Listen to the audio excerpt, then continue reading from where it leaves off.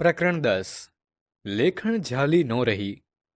વિદ્યાર્થી મિત્રો, આજે આપણે ગુજરાત અને સૌરાષ્ટ્રના સીમાડે ભાલ અને કનેર પંથકમાં આવેલા એક નાનકડા ગામડાનું જીવન અને અહીંના લોકોની વાર્તાનો અભ્યાસ કરીશું. આ વાર્તા દર્શાવે છે કે કેવી રીતે કહળસંગ દ્વારા કરવામાં આવેલી દંડાઈનો બદલો લેવા હરખચંદ યુક્તિઓનો પ્રયોગ કરે છે. તે જાણવું રસપ્રદ બનશે. ગુજરાત અને સૌરાષ્ટ્રના સીમાડને અડીને ભાલ અને કનેર પંથક ભાગડીપને પથરાયેલા છે. કુદરતની અમિદ્રષ્ટિ ઓછી હોવાને કારણે એના માટે આદિકાળથી એક કહેવત કહેવાતી આવી છે, કપાળમાં ઉગે વાડ તો ભાલમાં ઉગે ઝાડ. આવી ઝાડપાન વિનાની વેરાન ધરતીને માથે કબૂતરના માળા જેવું નાનું એવું ગામડું ગામ છે. ગામમાં રાજપૂત, દરબાર, કણબી, ભરવાડ અને વસવાયા વર્ણના 501 ખોરડા છે. 2 ખોરડા વાણિયા અને બ્રાહ્મણના છે. ઉનાળો ધરતી પરથી ઉચાળા ભરવા માંડે, ચોમાસાના પગરણ મંડાય અને ભારે વરસાદ તથા વીજળીથી ગાડા મારક બંધ થઈ જાય છે. મૌર્ય ગામના ખેડૂતો તાલુકા મથકે હટાણું કરવા જતા અને 3-4 મહિના ચાલે એટલી જીવન જરૂરિયાતની, ખેતીની અને ઘર વપરાશની સટરપટર ચીજ જણસોની ખરીદી કરી ઘરમાં સંગ્રહી રાખતા.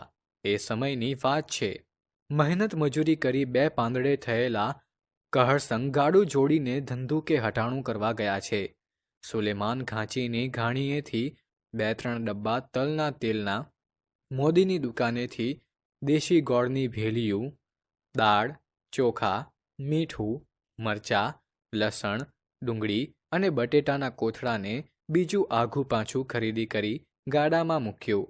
રાંધવાનો ભરડો દઈને ગાડું ગામના માર્ગે વહેતું કર્યું. ત્યાં 2 મણ કપાસિયાનો કોથળો માથે મૂકીને પવનના વંટોળિયાની જેમ વહ્યા આવતા હરખચંદ શેઠે સાદ દીધો.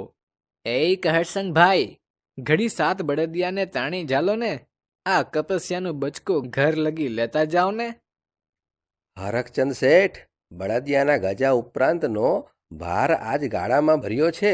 એમાં તમારો કપાસિયાનો કોથળો ક્યાંથી હાલશે? એ ભાઈ સાબ, કપાસિયા ભરીએ કોઠી થોડી જ ફાટી જાય. ભલા થઈને આટલું બાચકું લેતા જાઓ. હરખચંદ શેઠ, ગામમાં હાટડી માંડીને બેઠા છો તો માલ લઈ જવા આગવું ગાડું ભાડે કરી લેતા હો તો નરી વાણિયા વિદ્યા જ વાપરો છો. ભઈલા, આજ તો હાટની ખરીદી કાંઈ ન હોત. વૈદ્યના પડીકા લેવા આવ્યો હતો, પણ થયું કે ઘરે ગાય વિયાય એવી છે ને અહીં સુધી આવ્યો છું તો લાવને કપાસિયાનું બાચકું નાખતો જાઉં. ગાડાવાળા કોઈને કોઈ હરીના લાલ મળી રહેશે. શેઠિયા, તમે નેવાના પાણીએ હાથ ધોવો છો ને? કાયમ મફતિયું કોણ લઈ જાય? કોક દી નાણાં ભીડ હોય ને ઉછીનું ઉધાર લેવા આવીએ ત્યારે તો હાટડીએથી હેઠા ઉતારી દ્યો છો. ઈ સાંભળે છે. ઓલ્યું કહે છે ને કે આપણે વેત નમીએ તો કોઈ હાથ નમે, સમજ્યા? કહળસંગ ભાઈ, ઉધારે તો આખી હાટડી દઈ દેવી, પણ વખતસર ચોપડા ચોખ્ખા કરવા જોવી ને. 3 વરહ લગી નાણાં ભરો નહીં ને ઉઘરાણી કરીએ ત્યારે આંખો કાઢો, એમ હાલતું હશે? અમારેય આગળ પેટ છે ને. આ સાંભળીને કહળસંગે મનમાં ગાંઠ વાળે કે આજ માંડ ઘાયે ચડ્યો છે. વાણિયો હમણાં ફાટીને ધુવાડે વહી ગયો છે. ગામમાં કોઈનીએ શરમ ભરતો નથી.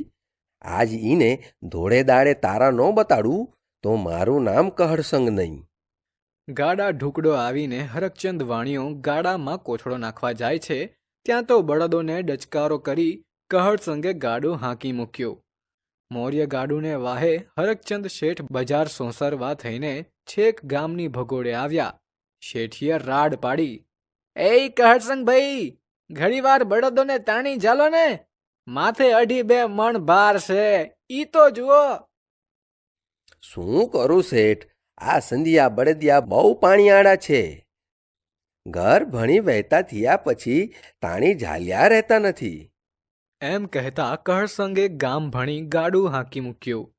હરખચંદ શેઠ ઢીલા પગે ને વિલા મોઢે કરામતી કહળસંગના ગાડાને જતું જોઈ રહ્યા.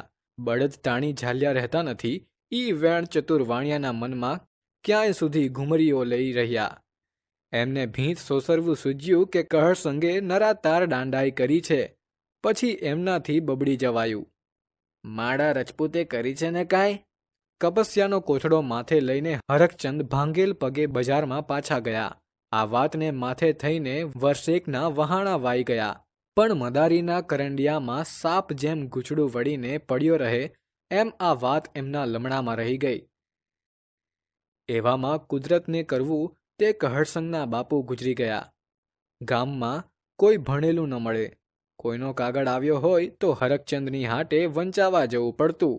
ઉજ્જડ ગામમાં એરંડો પ્રધાન. ગામ આખું અંગૂઠા છાપ, એટલે હરકચંદનો ભાવ પૂછાય. કોઈના દસ્તાવેજ લખવા હોય, ખાતું પાડવું હોય, કે સારા ભલા અવસરે કંકોત્રી લખવી હોય, કે માઠા પ્રસંગે કાગળ લખવા હોય, તો હરકચંદ શરમના માર્યા કામ કરી દેતા. કહર સંગે હરકચંદ શેઠને 2 હાથ જોડીને કાળોતરી લખવા બોલાવ્યા.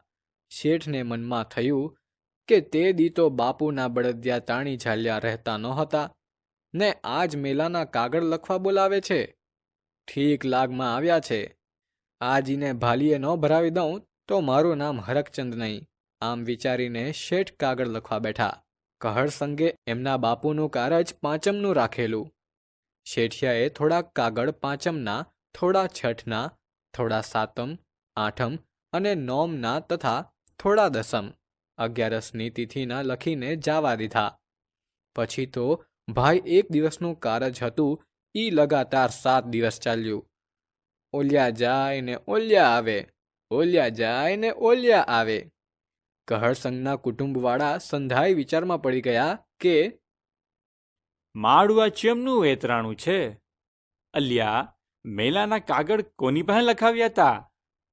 કાગળ તો હરકચંદ શેઠે લખી દીધા હતા. ઈ તો ડાહ્યું મનેક છે. ઈ ઉઠીને આવી ભૂલ ના કરે હો. શેઠિયાને બોલાવીને પૂછો તો ખબર પડે ને. આ તો ખમતીધર ખોરડું છે, પણ કોઈ મોટા પાતળા માણસનું ખોરડું હોય તો ખેતર વેચવા વારો આવે કે બીજું કાંઈ. હરકચંદ શેઠને તેડું મોકલ્યું. હાથમાં ધોતિયાનો છેડો ઝાલી, કાને લાંબી લેખણ ખોસી, માથે રાતી પાંચાળી પાઘડી અને પગમાં મોજડી પહેરી શેઠ કહરસંગના ફળીએ આવ્યા. સૌ પૂછવા લાગ્યા, હરકચંદભાઈ, આ ચેમનું બફાણું છે? શેઠિયાએ ઠાવકું મોં કરી માંડીને વાત કરી. સાંભળો ભાઈઓ, વરહદી મોર્યની વાત છે. કહરસંગભાઈ ધંધુકે હટાણું કરી ગાડું લઈને ગામમાં આવતા હતા. ઈ વખતે બજાર સોંસરો હું કપાસિયાનો કોથળો લઈને ઈમના ગાડામાં મૂકવા ગયો, તે દી ઈમના પાણીયાળા સંધિયા બળદો ઝાલ્યા નહોતા રહ્યા. ઈમના બાપુના કરજ ટાણે કાગળ લખતા લખતા મારી લેખણ ઝાલી ન રહી. બહુ તાણી ઝાલી, ખમ માને તો ને. હરકચંદ શેઠ, મૃત્યુ તો વહેલું મોડું સૌ કોઈનું આવવાનું છે, પણ મોતનો મલાજો જાળવવામાં આપણી માણસાઈ છે. એ પછી સંધાએ કહરસંગને પણ ઠપકો આપ્યો. શરમની મારી એમની આંખો ભઉં ખોતરવા માંડી. વાઢ્ય કાન ને આવ્ય સાન. તે દીથી કહરસંગની અક્કલનું તાળું ઉઘડી ગયું. આજની ઘડી ને કાલ્યનો દી. સારાંશ: આ વાર્તામાં ખેડૂત કહરસંગભાઈ ગાડું જોડીને ધંધુકે હટાણું કરવા જાય છે અને વિવિધ ચીજવસ્તુઓ ખરીદે છે. ગાડું લઈને ગામ પરત ફરતા હરકચંદ શેઠ કપાસિયાનો કોથળો ગાડામાં મૂકી દેવાની વિનંતી કરે છે, પરંતુ કહરસંગ ગાડું હાંકી લે છે, જેનાથી હરકચંદ શેઠ નારાજ થાય છે. કહરસંગના પિતા અવસાન પામે છે અને હરકચંદ શેઠને કાળોતરી લખવા બોલાવવામાં આવે છે, પરંતુ શેઠ પોતાના જૂના દ્વેષને કારણે કાગળોમાં ભૂલો કરે છે, જેના પરિણામે 1 દિવસની વિધિ 7 દિવસ સુધી ચાલે છે. અંતે કહરસંગને તેની ભૂલનો પસ્તાવો થાય છે. આ કથા દ્વારા આપણને માનવીયતા, નૈતિકતા અને સમાજના સંઘર્ષો વચ્ચે જીવવાનો પાઠ મળે છે.